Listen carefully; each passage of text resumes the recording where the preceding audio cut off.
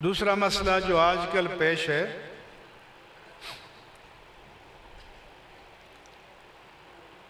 کہ دنیا میں ہر چیز کے لیے کوئی منیمم کوالیفیکیشن، کوئی قابلیت چاہیے۔ دفتر میں کسی نے چپڑاسی رکھنا ہو تو بھی کہے گا یہ مڈل ہے یا نہیں ہے، کسی فائل کو پڑھ کے پہچان لے گا یا نہیں، کہ جب اس سے کہیں گے فائل لے آؤ الماری سے تو اس کو پتہ ہی نہ ہو تو کیا کریں گے۔ کلرک کے لیے کوالیفیکیشن، آگے گریڈ 22 تک کوالیفیکیشن، جج کے لیے کوالیفیکیشن، جنرل کے لیے کوالیفیکیشن، صدر وزیر اعظم بننے کے لیے میرٹ، پیر کے لیے کچھ بھی نہیں ہے۔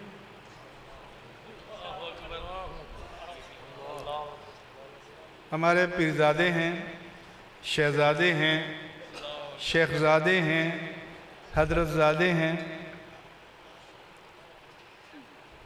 تو کیا پیری ایسا؟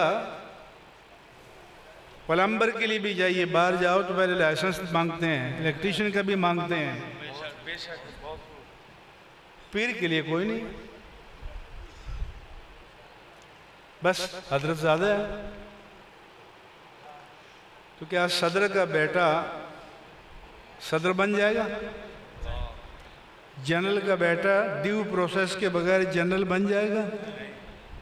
جج کا بیٹا ڈیو پروسیس کے بغیر جج بن جائے گا؟ سیکریٹری کا بیٹا سیکریٹری بن جائے گا؟ تو پیر کا بیٹا کیسے بن جاتا ہے؟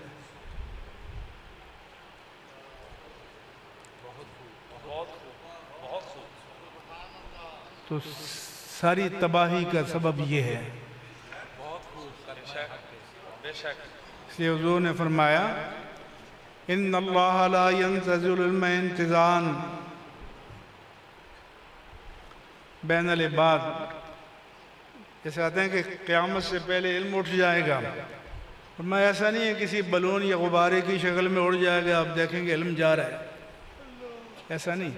وَلَكِنْ يَقْبِضُ الْعِلْمَ بِقَبْضِ الْعُلَمَاءِ، جب علماء ربانیین اٹھتے جائیں گے اور ان کی جگہ لینے والے نہیں ہوں گے تو علم اٹھ جائے گا۔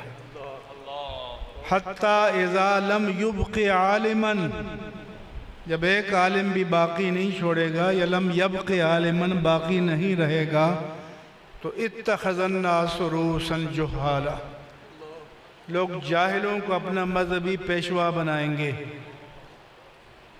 فَسُئِلُوا، لوگ ان سے مسئلہ پوچھنے آئیں گے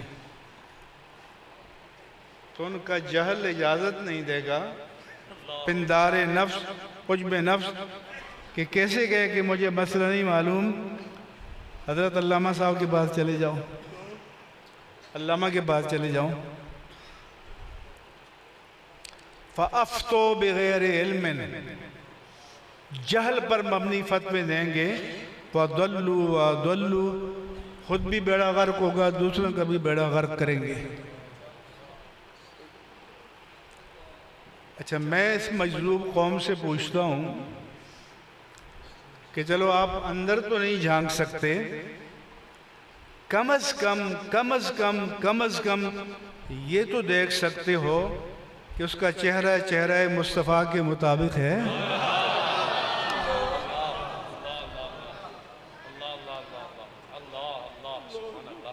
مستثنیات کے علاوہ آج آستانوں پر کیسے لوگ بیٹھے ہیں، وسائل بھی سب وہاں ڈھیر ہو رہے ہیں، اوروں کے مدرسے بنتے ہیں، آپ کے نہیں بن پاتے، مسجدیں بنتی ہیں نہیں بن پاتی، کیوں؟ تو ایک تو یہ امام اہل سنت سے پوچھا گیا کہ فلاں صاحب سے کوئی نماز کا کہے، کہتے میں تو واصل ہو گیا ہوں، یعنی اب مجھے ضرورت نہیں ہے۔ امام علیہ السلام نے فرمایا کہ ٹھیک کہتا ہے، واصل ہو گیا مگر شیطان سے واصل ہو گیا، کیونکہ جب اللہ کے حبیب مستثنیٰ نہیں ہیں تو اور مائی کلال کون ہو سکتا ہے؟ پھر کہیں گے طریقت اور ہے، شریعت اور ہے، یہ ظاہر بھی علماء کیا جانے۔ تو امام اہل سنت نے لکھا شریعت اصل ہے اور طریقت اس کی فرع۔ شریعت منبع ہے اور طریقت اس سے نکلا ہوا دریا، ایک شاخ۔ شریعت ہی اصل کار ہے، شریعت ہی میں حق و معیار ہے، اس کے سوا جو کچھ ہے زندقہ ہے اور فریب ہے۔ تو ہمارے علماء آراز پر گئے، شان ولایت، عظمت ولایت، کرامات ولایت، مقام ولایت، نسبت کے فضائل بیان کیے، لیکن یہ نہیں بتایا کہ یہ شان اس بابا کی ہے جو قبر میں لیٹے ہوئے ہیں، اس کلین شیو سرکار کی نہیں ہے۔ بہت خوب، بہت خوب، بہت خوب، کیا بات، بہت خوب۔ تو ہم سے بھی پوچھا جائے گا، صرف مارکیٹنگ ہی رہے گا ہمارا کام؟ مارکیٹنگ کی اور فیس لی اور چل دی، ناتخواں میں مارکیٹنگ ایجنٹ۔ اور دوسرا، اس قوم کو آپ بتائیں کہ ایک خوشگلو ناتخواں 5 نعتیں یاد کرتا ہے، وہ 50 سال سے بیچ رہا ہے، ایک ایک رات میں ہزاروں لاکھوں۔ ایک رافضی ٹائپ کے ناتخواں نے ایک ٹی وی انٹرویو میں کہا، پوچھا کہ ایک مجلس میں کتنا ملا؟ کہنے لگا 25 لاکھ۔ 25 لاکھ میں ایک بہترین ادارہ چل سکتا ہے۔ یہ قوم دے رہی ہے نا؟ کون دے رہا ہے؟ یہ مجذوب دے رہے ہیں۔ اور آج کل مووی آ رہی ہے تو نئے نئے بنڈل لا کے نمائش کرتے ہیں، اور ناتخواں بھی سمجھدار ہیں، کہتے ہیں یہ شہر چودھری صاحب کی نظر، یہ حاجی صاحب کی نظر، یہ شیخ صاحب کی نظر، یہ خان صاحب کی نظر۔ اللہ اور رسول کی نظر تو تب ہو کہ اوپر سے نوٹ رہے۔ ہاں؟ تو میرا آپ سے سوال ہے، اور 11 سے 4 بجے تک نماز نہ عشاء کی نہ فجر کی،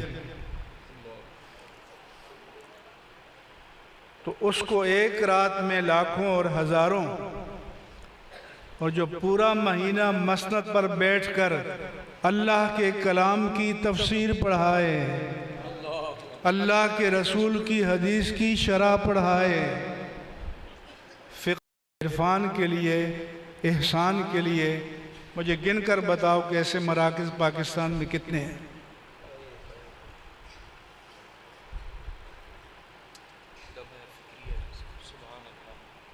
تو بیعت، تو یہ جو بیعت کہتے ہیں تو یہ بے سے بنا ہے نا، تو بے کے معنی تو خرید و فروخت کے ہیں، بے کے معنی تو بک جانے کے ہیں۔ فرماتا کہ ان اللہ اشتری من المؤمنین انفسہم واموالہم بان لہم الجنہ، اللہ نے مومنوں سے ان کی جانوں اور مالوں کو خرید لیا ہے۔ اللہ فرماتا مجھ سے سودا ہو گیا۔ اللہ فرماتا ہے قرآن میں، اور بدلے میں جنت عطا کروں گا۔ اللہ کہ نہ جان ہماری نہ مال ہمارا، جان بھی اس کی، مال بھی اس کا، لیز پر آپ کو ملی ہے کچھ پیریڈ کے لیے، کسی کا 1 سال، کسی کے 10 سال، کسی کے 20، کسی کے 50، ہو سکتا ہے کسی کے 100 ہو جائیں۔ لیز ختم تو کانٹریکٹ ختم۔ تو یہ جان کا مالک تو وہ ہے، اس نے تو اس کو اپنی بندگی میں استعمال کرنے کے لیے دیا، مگر آپ 20ویں صدی تک سوچ سکتے تھے کہ چوک میں کھڑے ہو کر قوم کی بیٹی کہے میرا جسم میری مرضی؟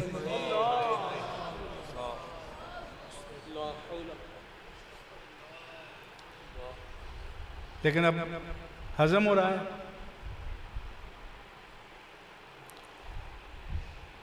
ورنہ جان دی ہوئی اسی کی تھی۔